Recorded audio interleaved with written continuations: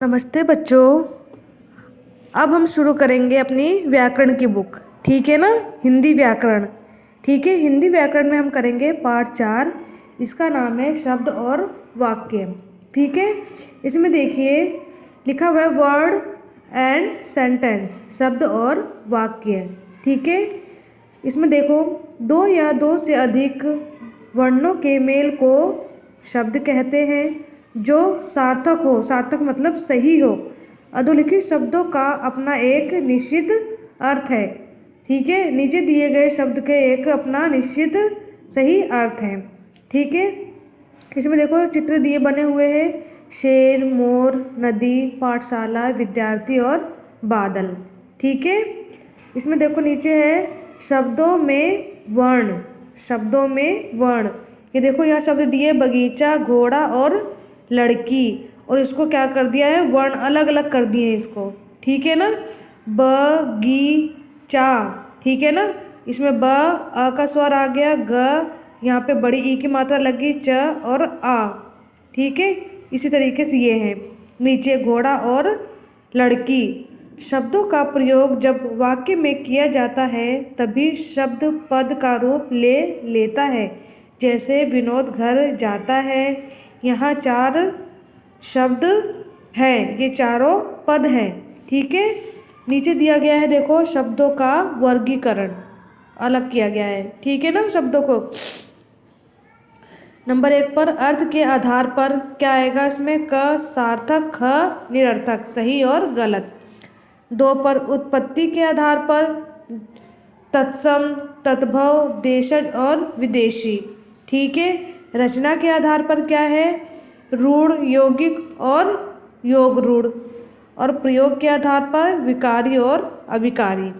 ठीक है बच्चों, इसमें दिया हुआ है क में सार्थक शब्द। जो शब्द अर्थ देते हैं उन्हें सार्थक शब्द कहते हैं। मतलब जिन शब्दों का सार्थक मतलब सही शब्द देते हैं, सही शब्द होते हैं, उसे क्या बोलते हैं, सार्थक शब्द कहते हैं। जैसे पुस्तकालय, सेना, किसान इत्यादि शब्द। ठीक है, ख निरर्थक शब्द। जो शब्द कोई अर्थ नहीं देते उन्हें निरर्थक कहते हैं। ठीक है, जो गलत होते हैं, किसी का कोई मतलब नहीं होता। ठीक है ना? जिस शब्द का कोई मतलब नहीं होता। जैसे पानी, पानी का तो अर्थ है जल। ठीक है ना? वाणी का कोई अर्थ नहीं है।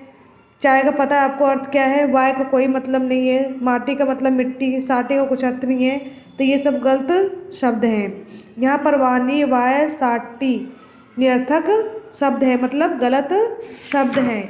ठीक है, अब देखिए यहाँ पे ग तत्सम शब्द। संस्कृत में जो शब्द ज्यों के त्यों हिंदी में प्रयोग किए जाते हैं, संस्कृत का जो शब्द होता है वैसे ही हिंदी में प्रयोग किया जाए, कोई बदलाव नहीं होता, तो उसे क्या कहते हैं, तत्सम शब्द कहते हैं। जैसे घृत, रात्रि, आपने हिंदी में पढ़ते हो ना, अग्नि, गृह, ग्राम, कार्य, दुग्ध, भक्त, सर्प, चर्म, सप्त, कर्ण, पत्र, मयूर, हस्त इत्यादि।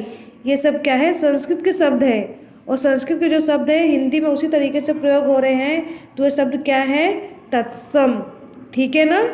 अब आगे देखो घ तद्भव शब्द। संस्कृत के वे शब्द जिनका स्वरूप परिवर्तन हो गया है उन्हें तद्भव कहते हैं। जैसे घी, रात, आग, गांव, घर, दूध, काम, भगत, सांप, कान, सात, पत्ता, मोर, हाथ, चमड़ा इत्यादि।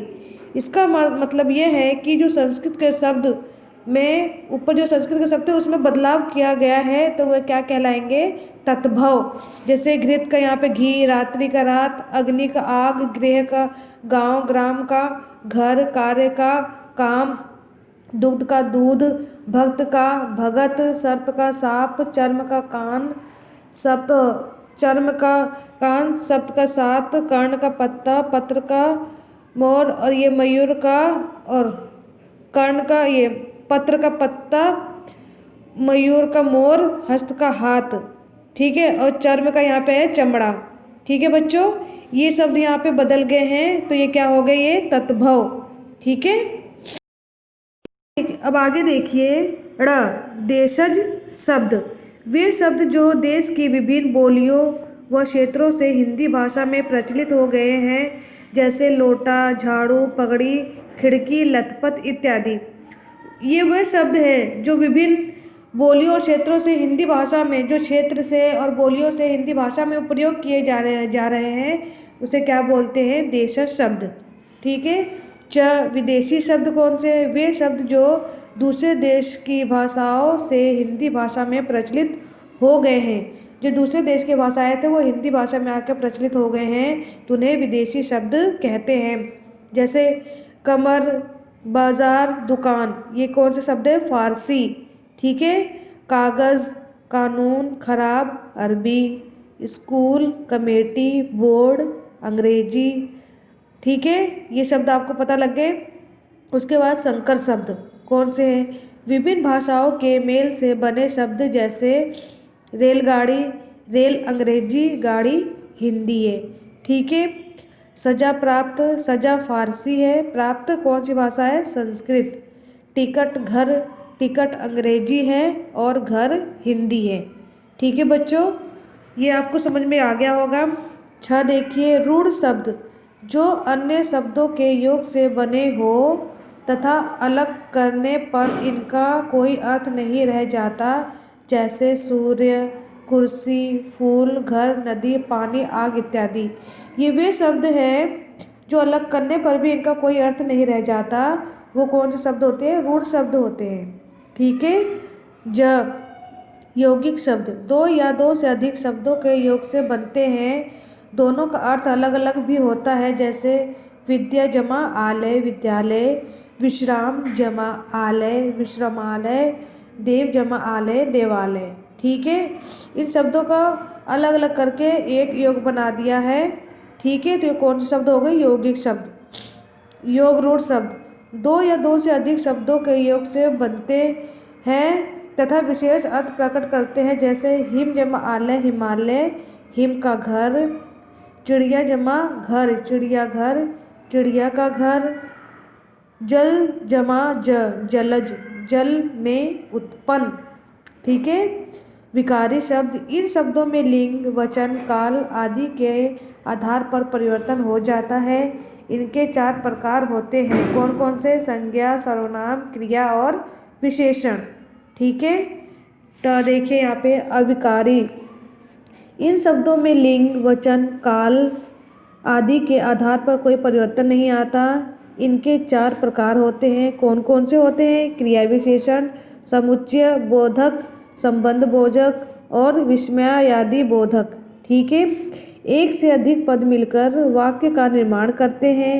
इनका एक निर्धारित क्रम होता है, संख्या होता है।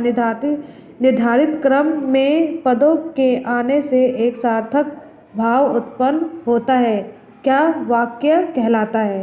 ठीक है। जैसे अनिर्धारित क्रम निरर्थक वाक्य। हमने किया पर घर स्वाध्याय आज, क्या हो गया? निरर्थक, ये गलत हो गया।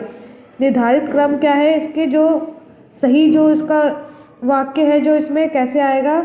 आज हमने घर पर स्वाध्याय किया, ये सही शब्द हो गया, सार्थक। ठीक है। ऊपर वाला क्या हो गया? निरर्थक। ठीक है। विशेष, कभी कभी एक ही शब्द संपूर्ण वाक्य का अर्थ हो देता है, जैसे प्रश्न, क्या आप दिल्ली गए थे? उत्तर है इसका जी हाँ। यहाँ जी शब्द पूरे वाक्य का अर्थ दे रहा है। जी हाँ, हम दिल्ली गए थे। ठीक है बच्चों, ये पाठ आपको सुनना है, समझना है। और इसमें देखो ये दिया हुआ है पेज नंबर 21। ठीक है। सार्थक और निरर्थक शब्द आपको ये कॉपी में लिखने हैं। ठीक है। नमस्ते बच्चों।